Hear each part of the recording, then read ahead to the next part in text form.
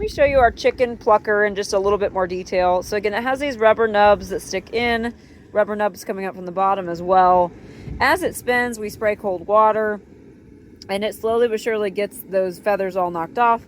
There's a drain then off to the side here, and it ends up coming down and all being collected. We actually compost those feathers. They're very rich in different minerals that the ground needs, and it really does save us a ton of time. We bought this probably for about $400 brand new, and it was worth every penny in my opinion.